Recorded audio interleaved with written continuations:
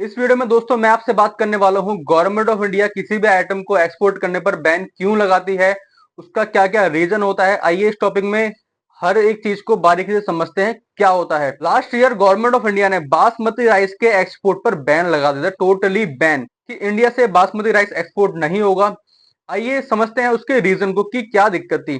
दोस्तों last year monsoon के कुछ हेर फेर के कारण जो चावल है वो इंडिया में थोड़ा कम हुआ था, या फिर जो भी चावल इंडिया के अंदर हुआ था वो इतनी क्वांटिटी के अंदर हुआ था कि ओनली पहले उसको भारत में जो कंजप्शन है ओनली वही हो।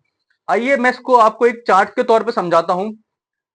मान लीजिए ये सप्लाई है और ये डिमांड है, ये है राइस और ये है डिमांड, ये लोग हैं इंडिया के, ये राइस है। अभी दोनों इक्वल है तो कोई दिक्कत नहीं है।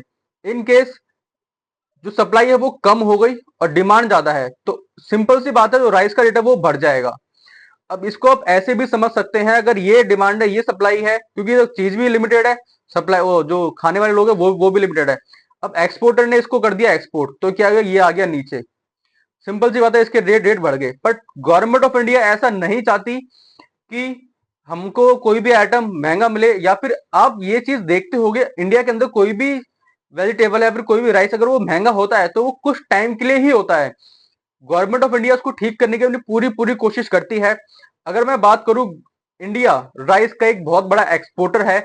यूएई के अंदर राइस की बहुत ज्यादा डिमांड है, राइस बहुत ज्यादा खाया जाता है और इंडिया का राइस ऑल ओवर वर्ल्ड में काफी ज्यादा इसकी डिमांड है।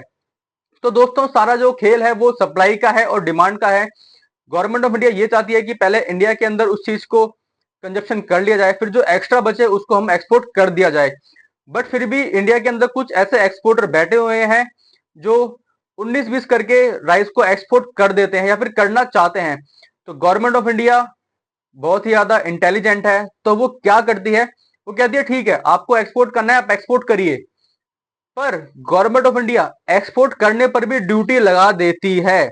आज से पहले आपने सुना होगा कि इंपोर्ट ड्यूटी पे करनी पड़ती है, बट कुछ आइटम जो रिस्ट्रिक्टेड होता है या फिर गवर्नमेंट ऑफ इंडिया ने कहा है कि कुछ टाइम तक इसका एक्सपोर्ट नहीं होगा, अगर फिर भी उसको लोग एक्सपोर्ट करते हैं तो गवर्नमेंट ऑफ इंडिया इस पे एक्सपोर्ट ड्यूटी लगा देती है कि आपको एक्सपोर्ट करने पर इतनी ड्यूटी इंडिया के अंदर देनी पड़ेगी।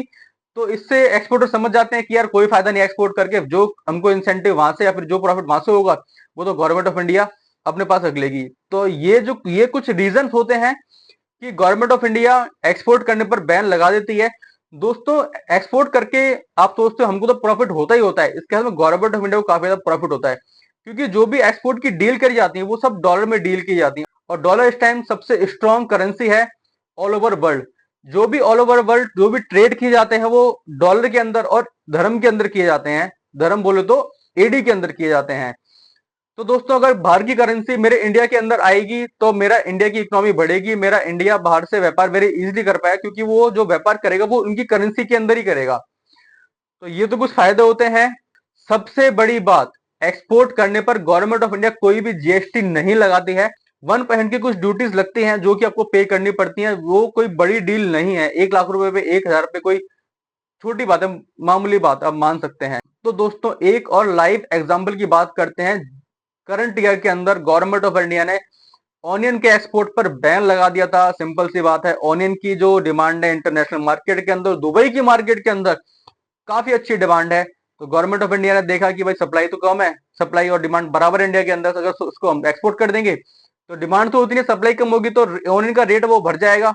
इसलिए गवर्नमेंट ऑफ इंडिया ने ऑनियन के ऊपर बैन लगा दिया। पर इस टाइम ऑनियन के ऊपर कोई बैन नहीं है, आप ऑनियन को एक्सपोर्ट करके एक अच्छा खासा प्रॉफिट अर्न कर सकते हैं।